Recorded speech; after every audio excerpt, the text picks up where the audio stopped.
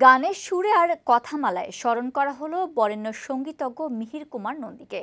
তার সপ্তম প্রয়াণ দিবস উপলক্ষে চট্টগ্রাম জেলা শিল্পকলা একাডেমিতে অনুষ্ঠানের আয়োজন করে জাতীয় রবীন্দ্রসঙ্গীত সম্মেলন পরিষদ। তোমার পরশ আসে শিরোনামের এ আয়োজনে অংশ নেন মিহির কুমার নন্দীর শুভানুধ্যায়ী শিষ্য ও ভক্তরা।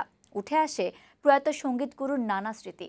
চট্টগ্রাম থেকে নাইমুল ইসলামের প্রতিবেদন।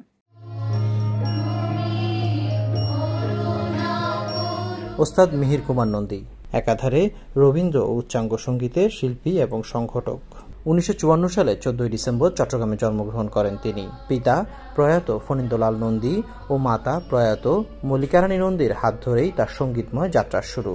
তালিম পেয়েছেন সঙ্গীতাচার্য শৈলজা রঞ্জন মজুমদার ও ওয়াহিদুল হকের কাছে।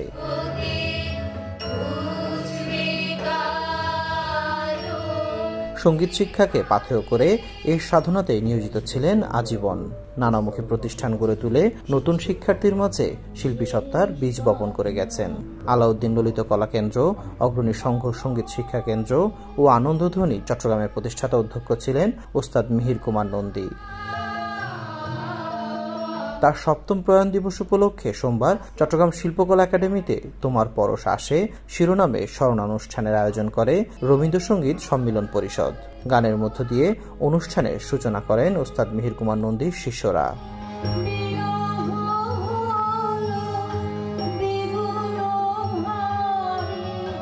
গানের পাশাপাশি চলে স্মৃতিচারণ। সেখানে আমি অতি ক্ষুদ্র একজন তার সাহচর্য পেয়েছিলাম কিছুদিন। এটাই আমার জীবনে অনেক বড় একটা আশীর্বাদ। মাসে আমরা যা মাসিক বেতন দিই তা তো একেবারে নগণ্য।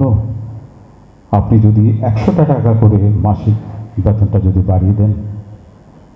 তুমি আমাকে বললো, দেখো সবাই তো আর আর্থিক সামর্থ্য নেই, যেটা আছে ওটাই থাক।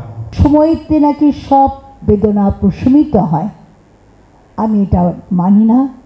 আমার মনে হয় যাকে আমরা শ্রদ্ধার আসনে বসিয়েছি হৃদয়ের মনির কোঠায়, তিনি কখনোই অম্লান হবেন না, তিনি চির অবিনাশী হয়ে থাকবেন। মেয়েটাকে দেখা অনেক রকম করে, অনেক বছর ধরে, ফুলকি, আনন্দধ্বনি।